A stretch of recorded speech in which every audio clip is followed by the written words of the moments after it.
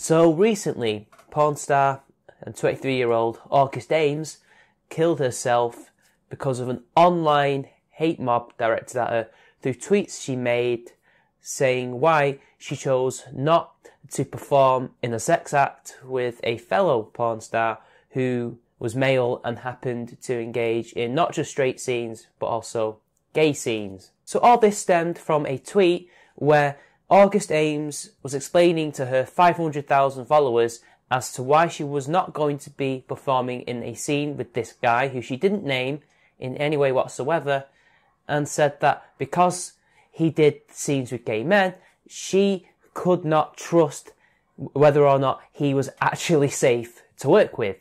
And this, of course, incurred the wrath of the usual people that we expect to take umbrage at these matters.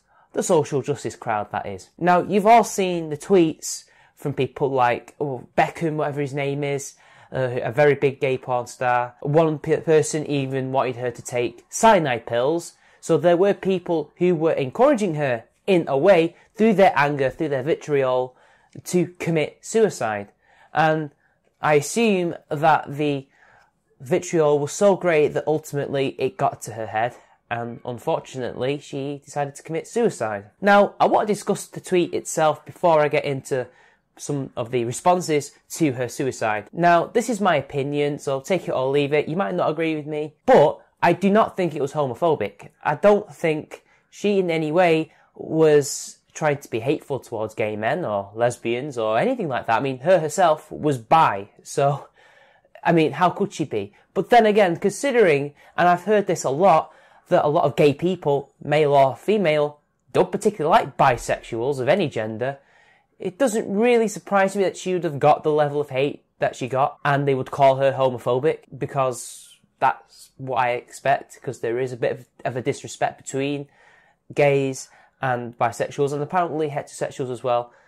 That wouldn't surprise me either. So I can see that. However, she didn't word the tweet very well. She came across, in my opinion, a little bit of an asshole. Not too much. I'm not blaming her in any way. She could have just worded it a bit better. She still would have got the vitriol, but maybe not to the extent that she got. But then again, who can say? But the thing is, she has valid concerns. Now, one concern that was brought up by Prince of Queens was that in the way that gay men have sex, it is a way in which diseases can be most prevalent because of the way they do it. Not just the act of anal sex in itself, because in that area of your body, it's very prone to damage. But at the same time, it's also very easy to heal. And as such, if you damage it through the act of anal sex, which doesn't take much, you can open yourself up to a lot of diseases. And let's not forget that a lot of the times they're doing this mutually. And let's not forget that these gay men have lives outside of porn. They will be fucking these other gay porn stars or these heterosexual or bi porn stars as a job. It's not love. They don't do this out of love. They have to literally force themselves to have erections. It's true. So they're doing things outside of work. And up until relatively recently, if this Salon article is to be believed, they're still HIV positive gay porn stars. And the rules are much more lax in gay porn than, say, straight porn. So again, she has a valid reason to not want to have sex with this man. It's not out of disrespect to him as a person. She just doesn't want to get AIDS. And that was a major concern, and still is a major concern in the porn industry, because of how prevalent and fucked up it was during the 80s and especially the 90s. Now, apparently, from my research, there are statutes in California, at the very least, where it is mandatory to wear a condom. And I think it's for every gay shoot and every straight shoot. And some people have chosen to pack up and leave California and have their own companies elsewhere, like Las Vegas, where the rules will be a lot more lax. So again, if she's working outside of California, I don't know where exactly she was based, there's another thing that she has to be concerned about. Now, apparently, according to James Dean, this is at 2014 at the time, so I don't know if there has been a recent new case, but in 2014, there hadn't been a case of HIV/AIDS in straight porn for 10 years, such as the method that they use. Such is the vigorous checks that they take. Every single scene they do, every movie they do, they have to take a test. But apparently in gay porn, not so much. Even though you would think that they would probably be even more vigorous. But no, apparently not. Now you see, at first, I assumed it was ignorant. I thought the comment was ignorant. But now since I've had a look, a little cursory research, yeah, it wasn't ignorant. I think the wording was just bad. But at the same time, as an employee, as somebody who in many ways could do stuff on her own time, because some porn stars are in many ways self-employed, she doesn't have to have sex with this guy. There is nothing in her contract, there is nothing in her, her agent's thing with her that says that she has to fuck this guy. Now, if it did say she had to fuck this guy, then that's a breach of contract, but nobody's saying that. And I don't understand why these SJWs, who all of a sudden have gone from her body, her choice, to, no, you must fuck this guy because he's gay, which actually he might not be gay, because why would he be fucking women as well? But, hey, whatever, what do I know? Also, as an aside, one thing I forgot was that a lot of porn stars have jobs outside of porn.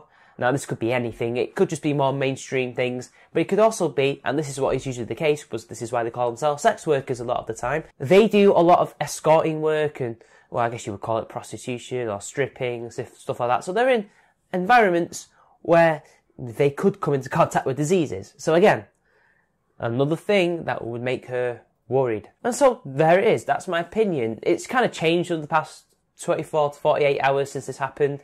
And I think ultimately it was just the wording of the tweet that was poor. And honestly, my heart goes out to her family and the fans, because, that's not a way to go out. And it's not a way to be treated.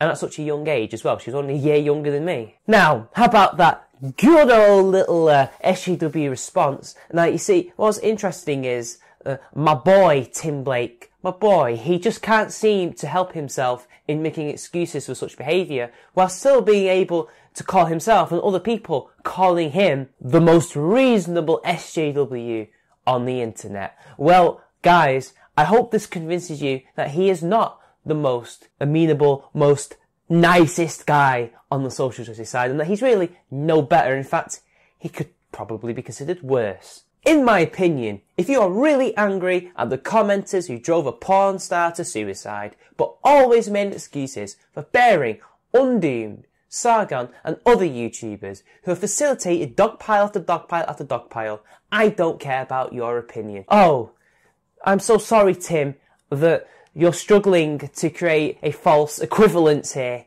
And I'm so sorry that you don't really care about this girl. I know you're trying to make it out like there's some virtue signaling, which there is. Let's make no bones about this, people. There are people using this for political expediency to attack SJWs when there probably is some hypocrisy there.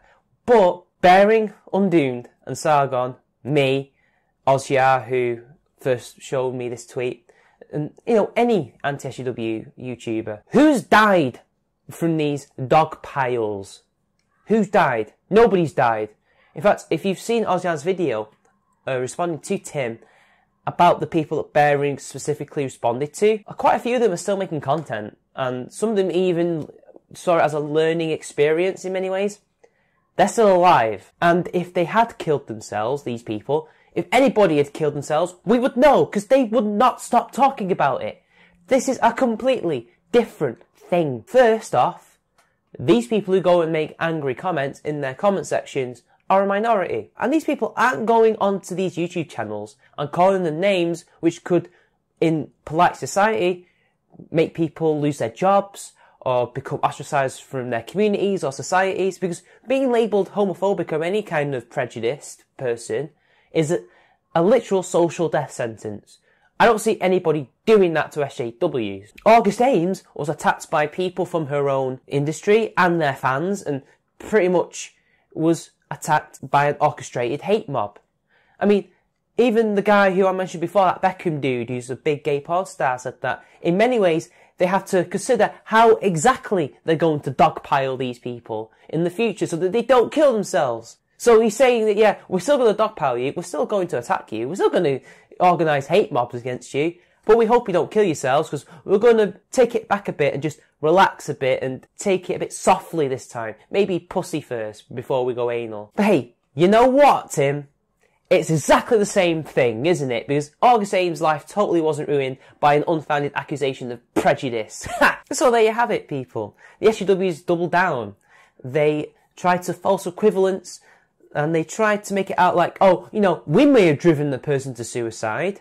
And I'm pretty sure they may have driven other people to suicide before in the past. But you're just as bad because some people got some mean comments in their YouTube channels. Yeah, and yet they didn't die, did they?